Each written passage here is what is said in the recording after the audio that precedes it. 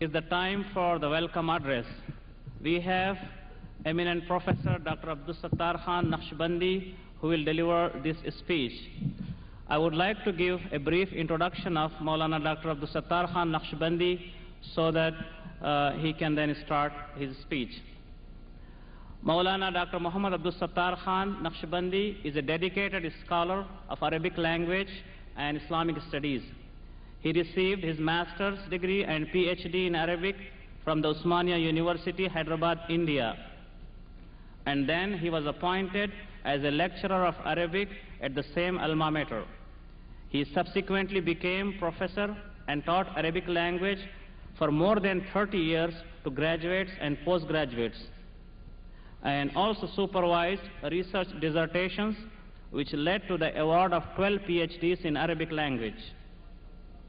He was the head of the Department of Arabic and chairman of Board of Studies at the Osmania University. Prior to joining the Osmania University, he served as a chief editor at the Dairatul Ma'arif al-Ulum Arabiya in Hyderabad, where he edited and made necessary corrections in 33 different books in Arabic. His most remarkable work includes the translation of 9 volumes of Nurul Masabi in Urdu language, of which 8 volumes have already been published. In recognition of his accomplishments and scholarly services, he was awarded the Government of India Outstanding Scholar Award in 1986. With this brief introduction, I request Maulana Dr. Abdul Sattar Khan Naqshbandi to come to the dais and deliver the welcome speech.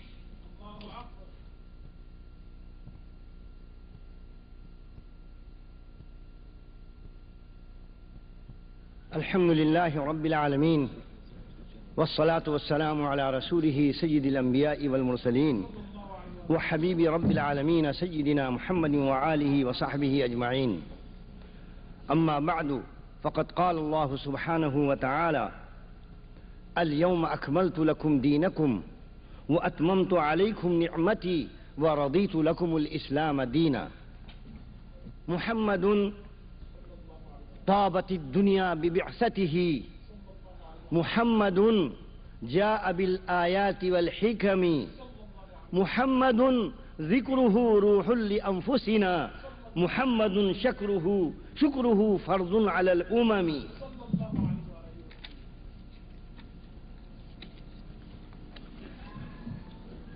صبح طالع ہوئی خورشید نبوت چمکا، صبح طالع ہوئی خورشید نبوت چمکا، ذرے زوریز ہوئے مہر حقیقت چمکا. شاد ہے اہل جہاں، شاد ہے اہل جہاں، اختر قسمت چمکا، خوش ہیں عشاق مہ عشق و محبت چمکا. خوش ہیں عشاق مہ عشق و محبت چمکا. دنیا نے بہت ڈھونڈا محمد کا جواب صلی اللہ علیہ وسلم، دنیا نے بہت ڈھونڈا محمد کا جواب، ثانی تو بڑی چیز ہے سایہ نہیں پایا. سبحان اللہ سبحان اللہ. محمد ثانی تو بڑی چیز ہے سایہ نہیں پایا. لیے دست قدرت کے خالق نے بوسے، لیے دست قدرت کے خالق نے بوسے، بنا کر انہیں جن کا ثانی نہیں ہے، بنا کر انہیں جن کا ثانی نہیں ہے. بزرگوں اور دوستو، انتظامیہ نے تبدیلی مزاح کے لیے اس عاجز سے یہ خواہش کی کہ تیرا خطبہ استقبالیہ اردو زبان میں ہوگا. میں ممنون ہوں انتظامیہ کا کہ انہوں نے اس مبارک موقع کے اوپر میری عزت افزائی کی اور میری قسمت کا ستارہ چمکا ہے. اس حمد اور نعت کے بعد شاعر اسلام علامہ اقبال علیہ الرحمہ کا ایک قطعہ میں پیش کرنے کی سعادت حاصل کرتا ہوں.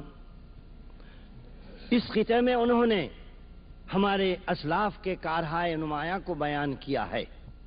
فرماتے ہیں محفل کون و مقام سحر و شام پھرے، محفل کون و مقام سحر و شام پھرے، میں توحید کو لے کر صفت جام پھرے، میں توحید کو لے کر صفت جام پھرے، کوہ میں دشت میں لے کر تیرا پیغام پھرے، اور معلوم ہے تجھ کو کبھی ناکام پھرے، اور معلوم ہے تجھ کو کبھی ناکام پھرے، دشت تو دشت ہے دریا بھی نہ چھوڑے ہم نے، بحر ظلمات میں دوڑا دیے گھوڑے ہم نے۔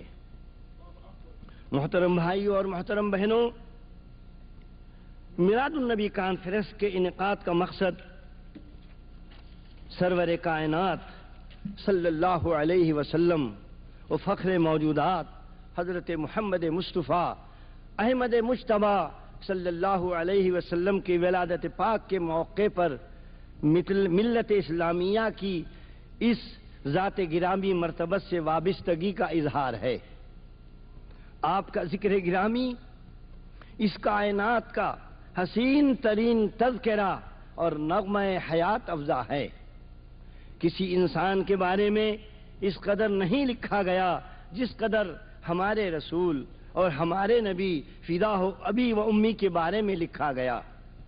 آپ صلی اللہ علیہ وآلہ وسلم کی تمام عادات مبارکہ، مشاغل شب و روز، معمولات، عبادات، محفلیں، غزوات اور معاملات کے ہر پہلو کو آپ کے صحابہ کرام رضی اللہ عنہم، محدثین عالی مرتبت اور سیرت نگار والا اقدار نے اس طرح محفوظ کر دیا ہے کہ 14 صدیوں سے زیادہ مدت گزرنے کے باوجود پوری انسانیت کے سامنے آپ کی مبارک شخصیت، ذات عالی مرتبت اور صفات کاملہ کے کئی رخ آئینے کی طرح موجود اور روشن ہیں، اور کتنے ہی رخ آنے والے زمانے کے منتظر ہیں۔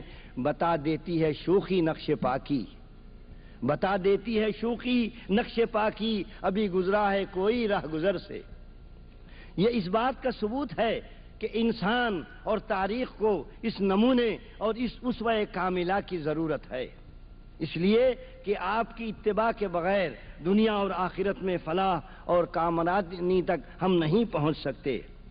ہماری زبانیں اللہ تعالیٰ کی تعریف میں تر ہیں، جس نے ایسے رسول مکرم کی امت میں ہم کو پیدا کیا جو عرب اور عجم میں سب سے عالی نسب، حسب و نسب اور اصالت میں سب سے پاکیزہ، عقل مندی اور بردباری میں سب سے بڑھ کر، علم و فہم کی دولت سب سے زیادہ آپ کے پاس، اور یقین محکم اور عزم مصمم میں سب سے قوی، پوری انسانیت میں شفقت اور مہربانی فرمانے میں سب سے آگے، روحانی اور جسمانی لحاظ سے پاکیزہ اور عیوب و نقائص میں سب سے دور ہیں۔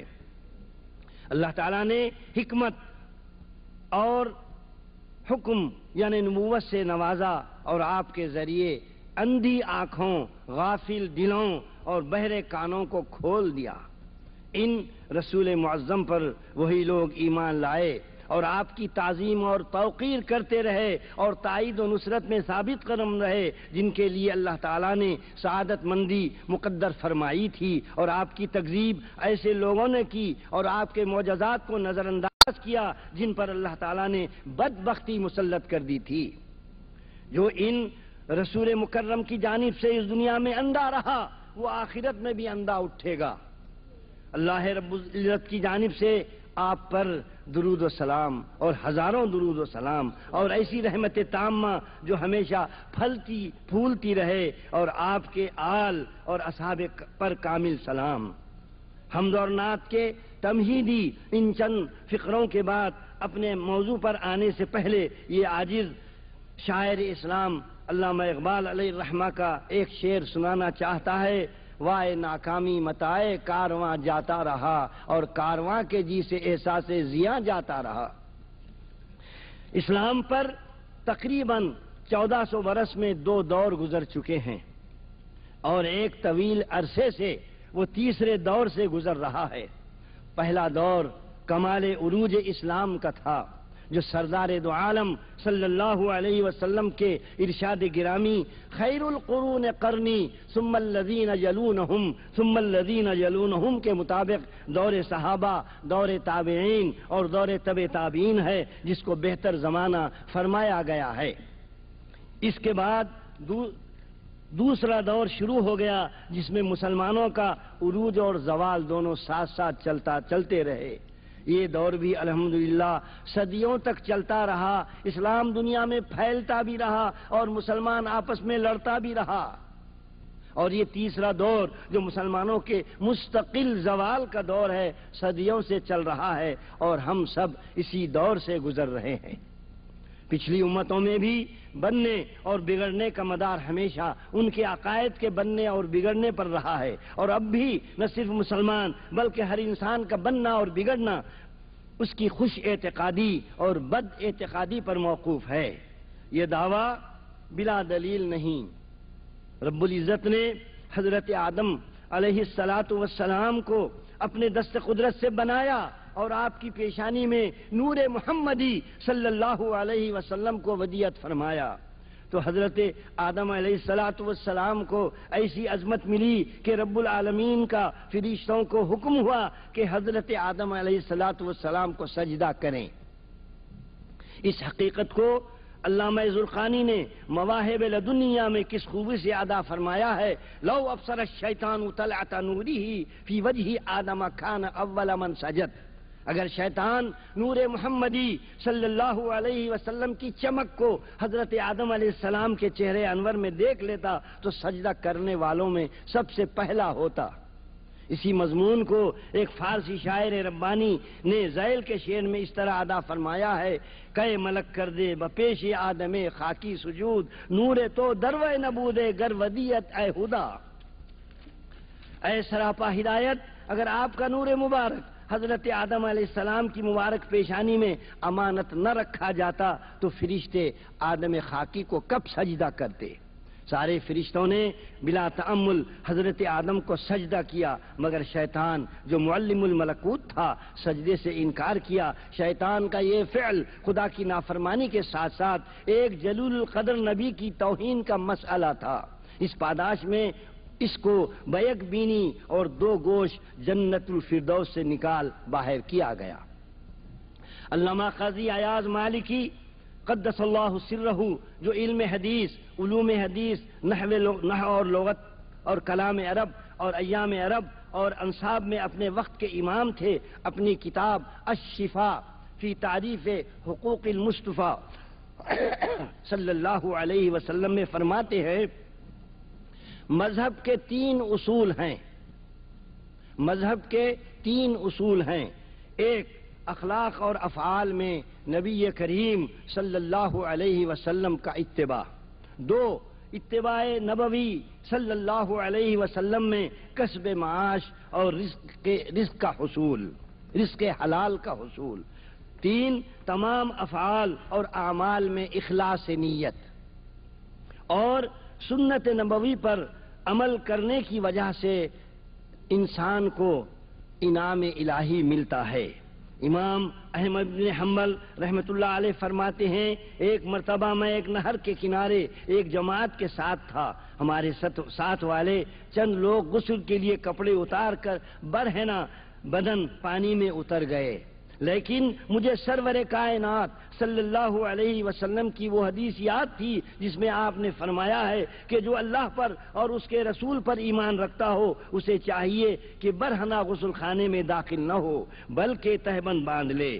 لہذا میں نے اس حدیث پر عمل کیا۔ رات کو میں نے خواب میں دیکھا کہ ایک ہاتف غیبی مجھے ندا کر کے کہہ رہا ہے، اے احمد تمہیں خوشخبری ہو کہ رب کائنات نے سنت نبوی پر عمل کرنے کی وجہ سے تمہاری مغفرت فرما دی ہے اور تمہیں لوگوں کا مقتدا اور پیشوا بنا دیا ہے۔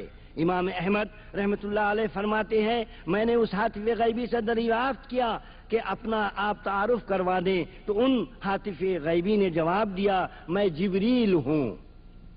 سنت نبوی پر عمل سے انعام الہی کا واقعہ تو آپ نے سن لیا، اور اب سنت کی مخالفت کرنے سے عذاب آخرت کی وعید قرآن پاک سے بھی سن لیں۔ اللہ تعالیٰ فرماتے ہیں سورۃ النور آیت نمبر 63 فَلْيَحْذَرِ الَّذِينَ يُخَالِفُونَ عَنْ أَمْرِهِ أَن تُصِيبَهُمْ فِتْنَةٌ أَوْ يُصِيبَهُمْ عَذَابٌ أَلِيمٌ۔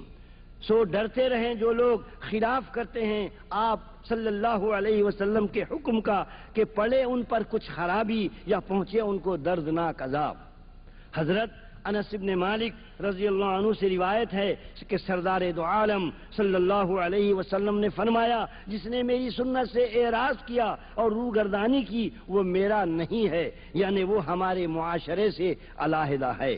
میلاد النبی صلی اللہ علیہ وسلم کے انعقاد کا یہی مقصد ہے کہ برادران ملت اسلامیہ کے دلوں میں رسول اللہ صلی اللہ علیہ وسلم کی عظمت اور محبت قائم ہو جائے اور دنیا اور آخرت میں ہمیں سرخ روئی نصیب ہو، اس لیے کہ جب دل میں سردار دو عالم صلی اللہ علیہ وسلم کی عظمت اور محبت قائم ہو جاتی ہے تو آپ کی پیروی بھی آسان ہو جاتی ہے۔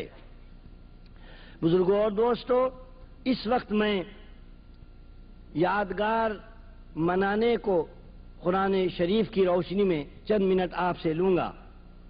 سورہ ابراہیم آیت نمبر 5 اللہ تعالیٰ کا ارشاد ہے وَذَكِّرْهُمْ بِأَيَّامِ اللَّهِ، اور ان کو اللہ تعالیٰ کے دنوں کی یاد دلاتے رہو۔ سب دن تو اللہ تعالیٰ کے ہیں، لیکن پیدائش، وصال اور حشر قدرت کی طرف سے انتخاب کا دن ہے۔ سورہ مریم آیت نمبر 15 حضرت یحییٰ علیہ السلام کے بارے میں اللہ تعالیٰ نے ارشاد فرمایا وَسَلَامٌ عَلَيْهِ يَوْمَ وُلِدَ وَيَوْمَ يَمُوتُ وَيَوْمَ يُبْعَثُ حَيًّا، سلامتی ان پر جس دن یہ پیدا ہوئے، جس دن یہ مریں گے اور جس دن یہ قبر سے اٹھائے جائیں گے۔ اور حضرت عیسیٰ علیہ السلام نے آیت نمبر 33 میں ارشاد فرمایا وَالسَّلَامُ عَلَيَّ يَوْمَ وُلِدتُّ وَيَوْمَ أَمُوتُ وَيَوْمَ أُبْعَثُ حَيًّا، سلامتی ہے مجھ پر جس دن میں پیدا ہوا، جس دن میں اس دنیا کو چھوڑوں گا اور جس دن میں قبر سے اٹھایا جاؤں گا۔ تو بزرگوں اور دوستو، ولادت کو منانا قرآن پاک سے ثابت ہے، تو وہ حضرات جو اس مبارک کام کو بدعت معاذ اللہ شرک قرار دیتے ہیں ان کے پاس اس کی کیا دلیل ہے وہ غور کر لیں۔ میں قرآن پاک کے ان آیتوں کے بیان کرنے کے بعد اس وجہ سے کہ اللہ کا کرم ہے، اس کا احسان ہے، حضور نبی کریم صلی اللہ علیہ وسلم نے فرمایا ہر زمانے میں ایک جماعت حق کے اوپر رہے گی اور حق سے کوئی زمانہ خالی نہیں رہا ہے۔ کسی شاعر نے کیا خوب کہا ہے کھیتی تیری امت کی کیا خوب ہری نکلی جو شاخ شجر پھوٹی پھولوں سے بھری نکلی۔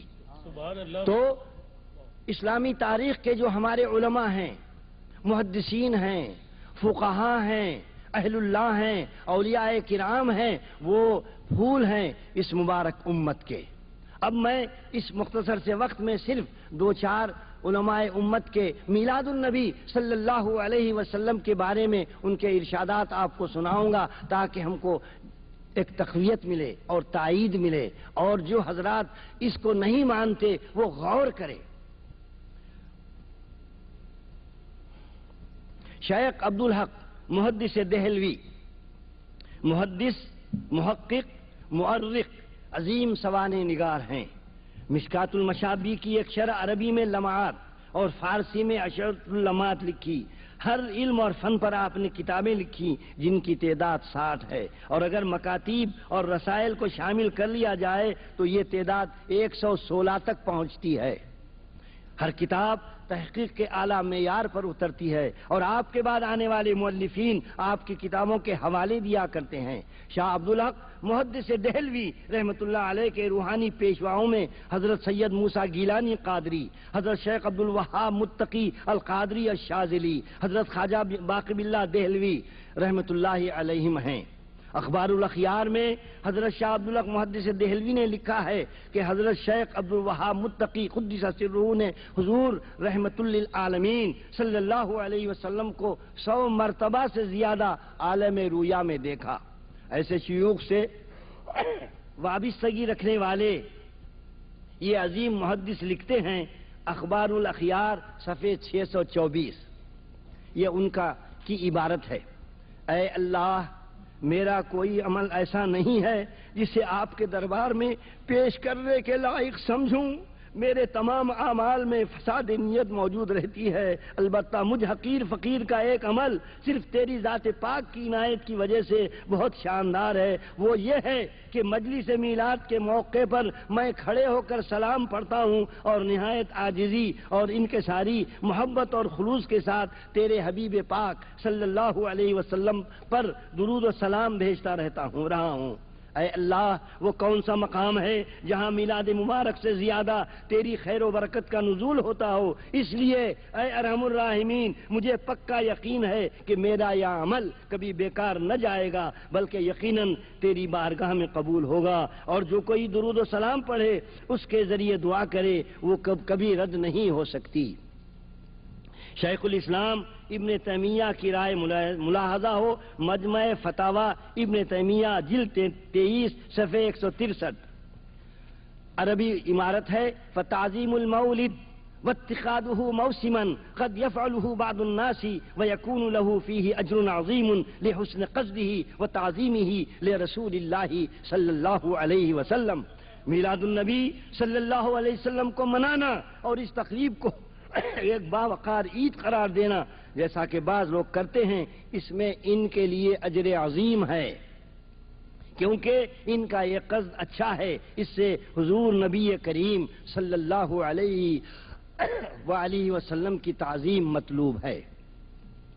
شیخ الاسلام ابن تیمیہ کے عظیم شاگرد علامہ ابن قیم الجوزی اپنی کتاب مدارج السالکین کے صفحے 498 پر لکھتے ہیں، اس کا ترجمہ ہے میلاد النبی صلی اللہ علیہ وسلم کے ذکر کو سننا یا ہماری اسلامی تاریخ کے کسی متبرک دن کو منانا دل کو اطمینان بخشتا ہے اور سننے والے کو حضور نبی کریم صلی اللہ علیہ وسلم سے ایک نورانیت ملتی ہے، اور ایسا شخص عین المحمدیہ یعنی چشمہ محمدی صلی اللہ علیہ وسلم سے خوب سیراب ہوتا ہے۔ اسی طرح علامہ ابن کثیر جو عظیم محدث اور جلیل القدر مورخ اسلام ہیں، جو ابن جوزی کی طرح شیخ الاسلام ابن تیمیہ کے پیرو ہیں، یہ ایک کتاب مولد رسول اللہ صلی اللہ علیہ وسلم میں فرماتے ہیں ان لیلۃ مولدی رسول اللہ صلی اللہ علیہ وسلم لیلۃ شریفۃ عظیمۃ مبارکہ سعیدۃ علی المؤمنین طاہرۃ ظاہرۃ الانوار جلیلۃ المقدار۔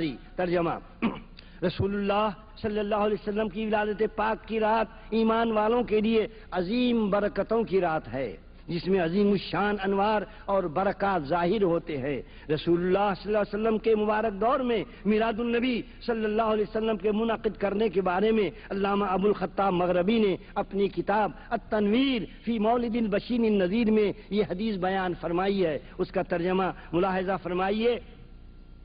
ابو درداء رضی اللہ عنہ سے روایت ہے کہ وہ حضور نبی کریم صلی اللہ علیہ وسلم کی معیت میں حضرت عامر انصاری رضی اللہ عنہ کے گھر تشریف لے گئے، جہاں انہوں نے اپنے بچوں اور اپنے افراد قبیلہ کو جمع کر رکھا تھا، اور وہ حضور نبی کریم صلی اللہ علیہ وسلم کی ولادت پاک کے واقعات بیان فرما رہے تھے۔ حضرت عامر یوں فرما رہے تھے دن تو آج کا دن ہے، دن تو آج کا دن ہے۔ یہ سن کر رسول اللہ صلی اللہ علیہ وسلم نے ارشاد فرمایا اللہ تعالیٰ نے تمہارے اوپر اپنی رحمت کے دروازوں کو کھول دیا ہے اور تمام فرشتے تمہاری مغفرت اللہ تعالیٰ سے طلب کر رہے ہیں، اور جو کوئی تمہارے اس عمل کی پیروی کرے گا اس کو بھی یہ برکت مل جائے گی۔ یہ علامہ ابن کثیر نے اپنی کتاب مولد الرسول میں یہ بھی لکھا ہے کہ حضرت عباس رضی اللہ عنہ نے حضور نبی کریم صلی اللہ علیہ وسلم کی ولادت پاک کی شان میں یہ اشعار کہے ہیں۔ یہ اشعار خصائص کبریٰ علامہ سیوطی، حاکم، طبرانی اور مواہب لدنیہ میں موجود ہیں۔ یہاں یہ 8 اشعار ہیں، یہاں صرف 2 شعر بیان کیے جاتے ہیں۔ وَأَنْتَ لَمَّا وُلِدْتَ أشرقت الأرض وضاءت بنورك الأفق فنحن في ذلك الضياء وفي النور وسبل الرشاد نخترق۔ آپ کی جب ولادت ہوئی تو اس وقت آپ کے نور سے زمین روشن ہو گئی اور آفاق منور ہو گئے، سو ہم اسی روشنی میں اور اسی نور میں رشد و ہدایت کے راستوں کو طے کر رہے ہیں۔ یہ آخری اس مقالے کے آخری حصے کے جو حوالے ہیں وہ حضرت شیخ ہشام القبانی کے رسالے سے ماخوذ ہیں، جس کو ہمارے بیابانی صاحب نے کافی تعداد میں چھپوا کر شائع فرما دیا ہے، آپ طلب کر سکتے ہیں۔ ان حقائق کی روشنی میں برادران ملت اسلامیہ سے درخواست ہے کہ بے تحقیق بے سروپا باتوں سے گمراہی کے دروازے نہ کھولیں، وما علینا الا البلاغ۔ اس کے بعد میں اپنے اس مختصر سے مقالے کو ایک اچھے شعر پر ختم کرتا ہوں، جس میں مناجات بھی ہے اور درخواست بھی ہے۔ مہو انجم کے خالق، مہو انجم کے خالق، پھر وہی شمع فروزاں کر کہ انہی آفاق پر پھر بے رونقی معلوم ہوتی ہے۔ اس مقالے کے بعد میں ہمارے مقالہ نگار مخاطب حضرات، شیوخ اعظام، خصوصاً شیخ ہشام القبانی، حضرت نظامی صاحب، جناب بشیر الدین صاحب، اور اس کے تحریک کے اس میلاد کے جشن کے محرک اولین جناب ڈاکٹر احمد مرزا صاحب، اور پاکستان سے آئے ہوئے جناب وزیر سابق حنیف طیب صاحب، اور سارے حضرات کا میں جو ہیوسٹن سے، کیلیفورنیا سے اور شکاگو سے اپنے سارے کاموں کو آگے پیچھے کر کے اس وقت میں یہاں تشریف فرما ہے، میں سب کو خوش آمدید کہتا ہوں اور اللہ تعالیٰ سے دعا کرتا ہوں کہ اللہ تعالیٰ اس مبارک محفل کے انوار اور برکات سے ہم کو مالا مال کر دے۔ وآخر دعوانا ان الحمد للہ رب العالمین۔ نعرہ تکبیر۔